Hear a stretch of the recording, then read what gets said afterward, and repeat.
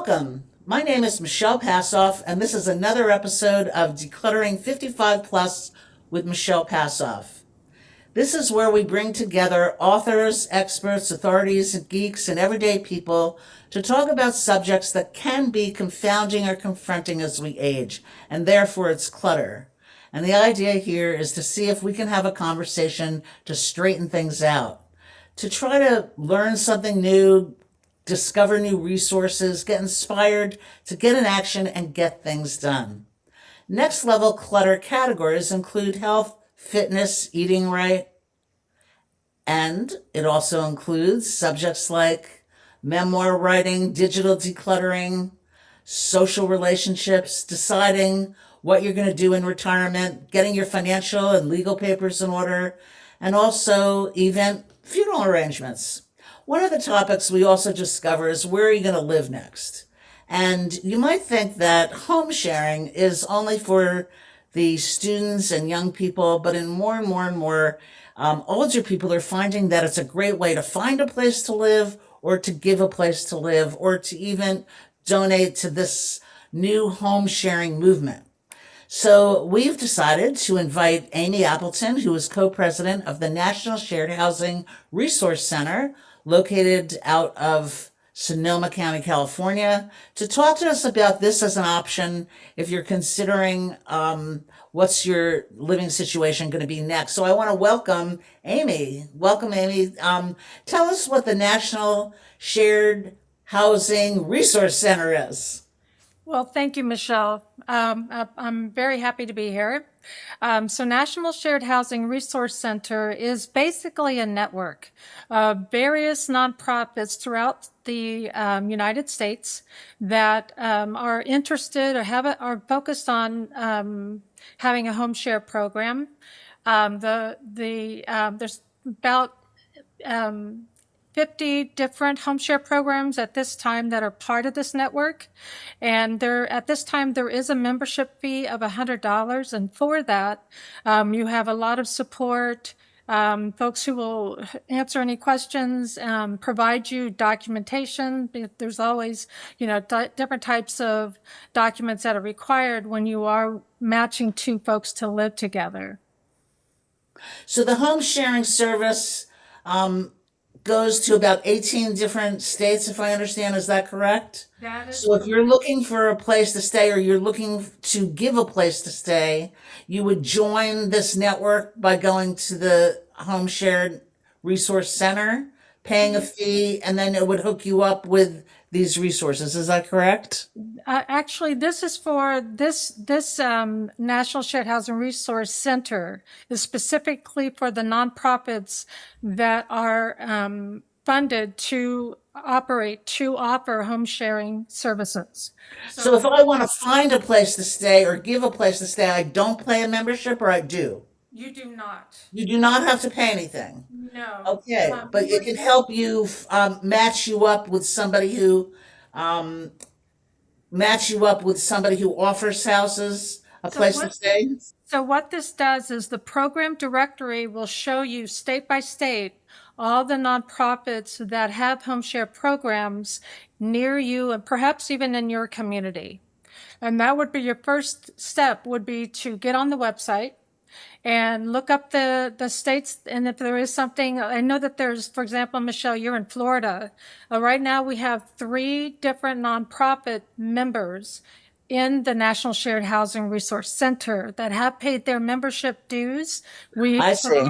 Yeah. So this is specifically for the organizations. Okay. that are offering If these you want to be an organization or you are an organization and you want to tap into the Shared Housing Resource Center, then you pay. If you want to either offer housing or get housing, it's a free service. Different agencies, well, some charge just we do have administrative costs or fees, that are associated with matching. Some agencies do have a placement fee, maybe it's $100, whatever. And then some agencies actually do a month-to-month fee to sustain for the administrative costs that are associated with that match. So the best thing to do is to find the national, to find the resource, home sharing resource network near you and find out what their policies are. Which Um, one is what unique? is an agency going to do for you? Why do you go to one of these home sharing network agencies? Why would you go there?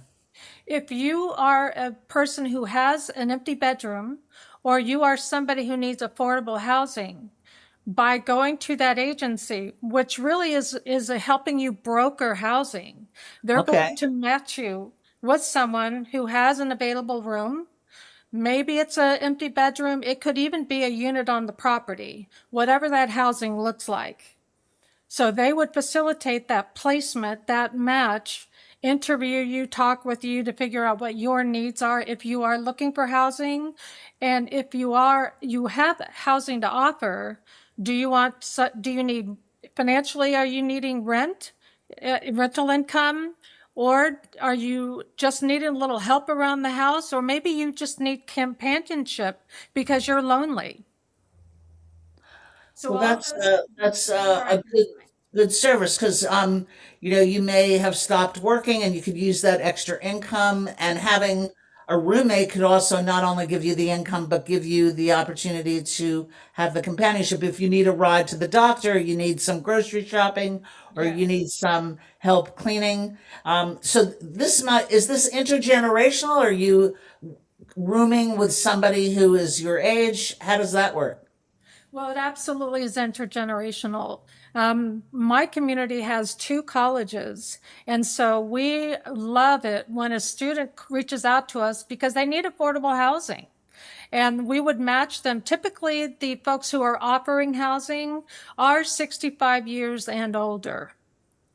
And most of the folks that come to us, and generally speaking, are likely in their 50s, 60s, but just simply cannot afford to rent their own unit.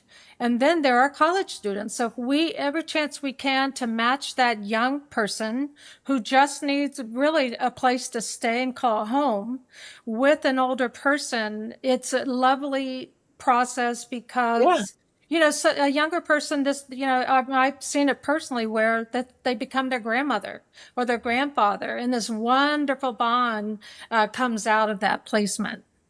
Yeah, younger people can learn responsibility, and older people can kind of come alive with younger blood around. It And can it's quite possible this is their their first experience as a tenant. exactly. How much does something like that cost ordinarily? Is there an average for how much it would cost to rent a room or provide services? So in the actual placement fee, some agencies do offer, ask for a placement fee and some do not. It is a minority of those agencies which would, want to have a placement fee to facilitate the match. For the tenant who is renting that room, 10 years ago, you could rent a room in my community for $450. Now it's $800, $900 just for a bedroom with a shared bathroom. If Wow, you want, God forbid, your own, bedroom with a private bath, you're looking at 1,000 or more. it's So, unbelievable. So some of that cost can be defrayed by offering services. What kind of the services that I mentioned, like you giving people absolutely. rides to doctors or going Yeah. grocery shopping or uh, And simple companionship, having meals together. mm. And, because we're dealing with people, every single match is unique and different. Everyone's Are needs are those different. made electronically? Do you fill out an application that how do they match you up? Well, you need to make that initial call to the agency. If there is not an agency in your community and there is a senior center, that would be my first step, would be to reach out to a senior center to see if they know of any rooms that are available. Some folks do get on Craigslist or other different internet-based websites. Younger people tend to. Older people don't trust that process because they don't know how. Sometimes folks do not know how to screen or simply are not good at it. So when folks come to an agency or a third party really who's facilitating that match, that agency has already screened both the provider, the person offering housing, as well as the seekers. For our agency, the person who's looking for housing comes into our offices and complete our application. We've already gone to the person offering the housing. We've met with him or her. And oftentimes that's a 2 or 3 hour process just to really get a sense of what that person needs and is offering. So they verify whether or not the person who would be the renter is a safe bet for Yes, a yeah, roommate. with any criminal background. We even have a database with the Department of Motor Vehicles to just see if there's been any, any history that way. But we subscribe to a nationwide database, which is very extensive. And then there's online screening tools like Megan's Law, National Sex Offender Registry. So all these different online tools that don't cost anything and that are available. So we are very careful with screening. Is the rents that are paid directly to the owner, or are they paid through the agency? Very good question. They're paid directly to the owner. Okay. And then we facilitated that, how do you want the money to be paid? Even sometimes it's Venmo now because, folks are getting a little more tech savvy.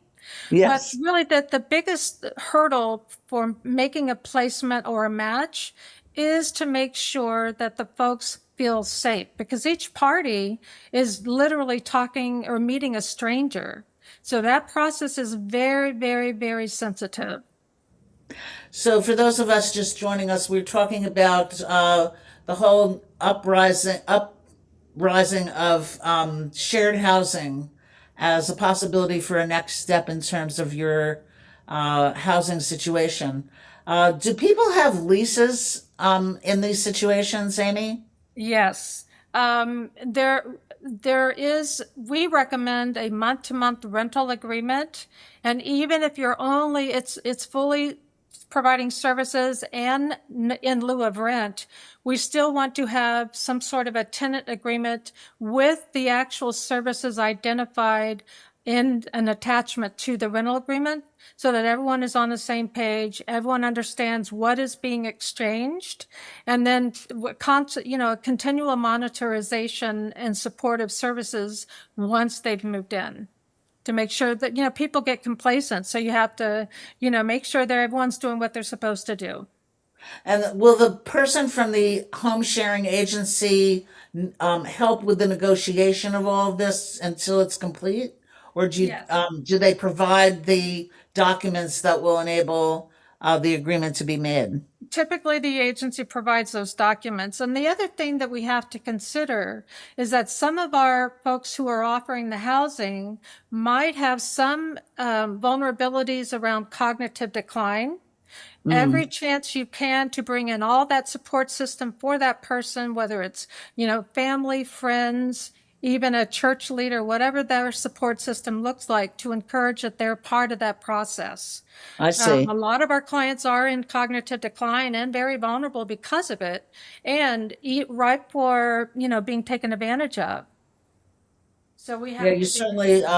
you certainly want to avoid that, which is a good reason to go to an agency and not just do it on your own in the first place. Michelle, I really appreciate you saying that because we often will get a person who calls and say, well, I got this person off Craigslist and man, it didn't work out and they're gone, thankfully, blah, blah, blah. Or sometimes we have to help them remove that person, you know. If there's a problem with the tenant or there's a problem with the owner, do these people can the agency help negotiate and Yes. solve those problems?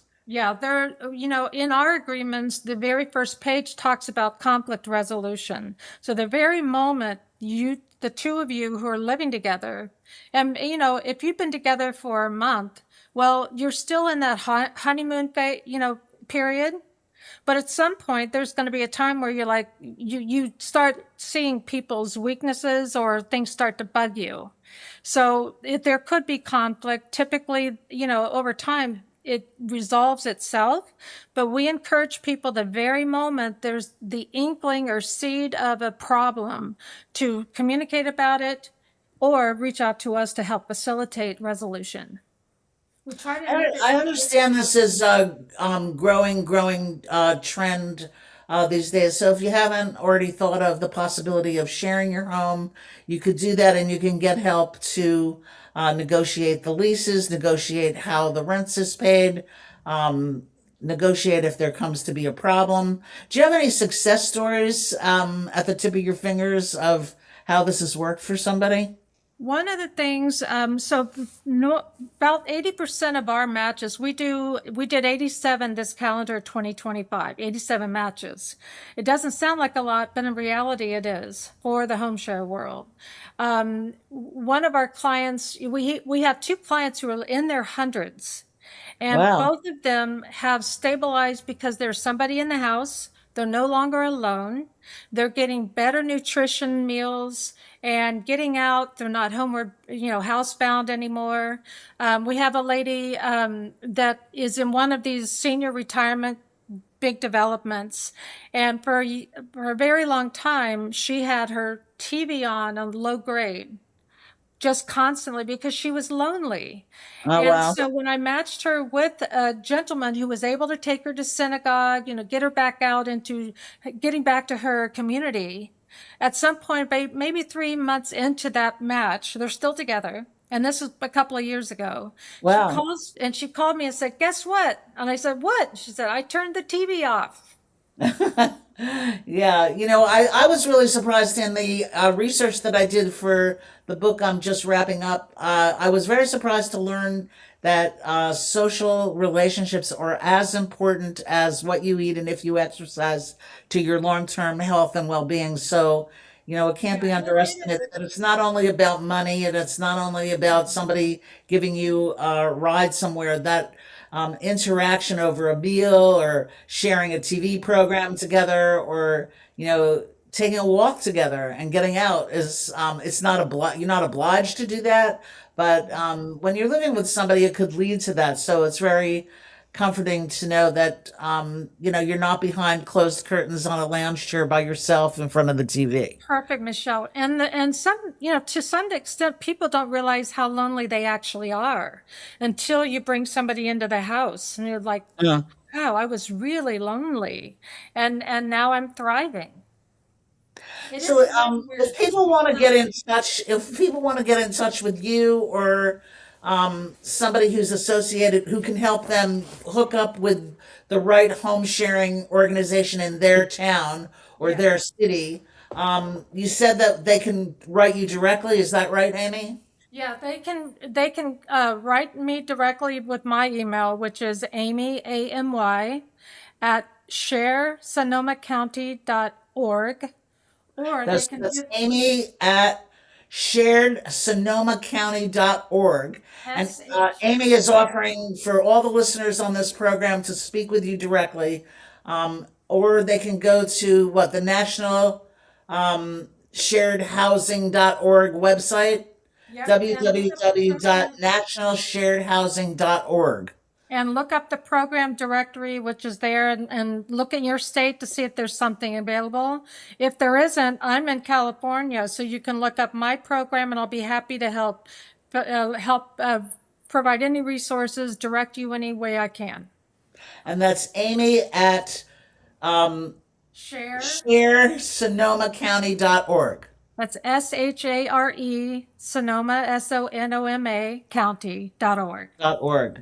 Yeah, we're an Okay, hour so north of San that's Francisco. about all we have time for today. So I want to thank you for taking time from all the matching of people with one another that you're doing out there and around the country. And I welcome you to come back another time and speak more about it. In the meantime, you know that one of the pillars of being clutter free is to be in action. So if you heard something today that can has a light bulb go off in your head and you see the opportunity to either offer housing or to get housing through one of these shared housing organizations, please get in touch with Amy, get in touch with the www.nationalsharedhousing.org, and brighten up your life. So thank you all for coming today. If you've heard something today that sparked your interest, please keep tuning in at Decluttering 55 PLUS,